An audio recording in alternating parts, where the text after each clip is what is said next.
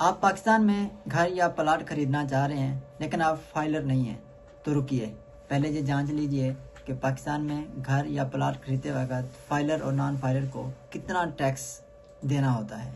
अस्सलाम वालेकुम दोस्तों, मैं हूं बिलाल सलीम चौधरी और आप देख रहे हैं MBS टैक्सेशन। आज की इस वीडियो में हम बहुत ही अहम टॉपिक कवर करने जा रहे हैं, जिसमें हम बताएंगे कि टैक्स प्रॉपर्टी पर टैक्स कौन कौन से हैं और प्रॉपर्टी खरीदते वक्त आपको कौन कौन से टैक्स देना होगा और फाइलर नॉन फाइलर का इस पर क्या असर होता है।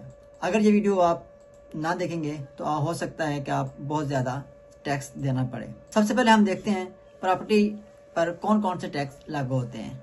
पाकिस्तान में जब भी आप कोई प्रॉपर्टी खरीदते हैं तो आमतौर पर इस पर जो टैक्स लगते हैं वो ये हैं: एडवांस टैक्स, सेक्शन 236 के, stamp duty, capital value tax, registration tax. लेकिन सबसे बड़ा फर्क कहाँ पैदा होता है एडवांस टैक्स 236 के में। एक मिसाल से हम समझने की कोशिश करते हैं। मान लिया आप एक प्लाट खरीद रहे हैं जिसकी वैल्यू 10 करोड़ रुपए है। अगर आप फाइलर हैं तो आप 2% टैक्स देंगे और अगर आप नॉन फाइलर हैं तो आप 10.5% टैक्स आपको देना होगा। अब हम नॉन फाइलर के नुकसानात के बारे में एक नज़र दौड़ा लेते हैं।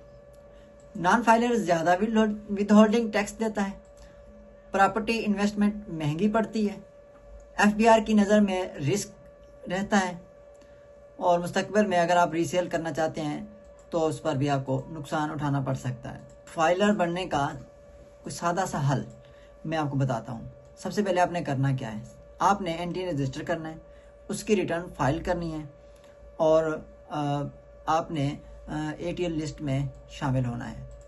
लेकिन आपको परेशान होने की ज़रूरत नहीं है। अगर आप इस प्रोसेस से बचना चाहते हैं और ATL लिस्ट में अपना नाम लाना चाहते हैं तो आपको घबराने की ज़रूरत नहीं है। हम आपके साथ हैं, अभी रब्ता करें, एक दिन में आपको फाइलर स्टेटस मिल जाएगा। हमारा रब्ता नंबर 0308 754 3324। Thank you.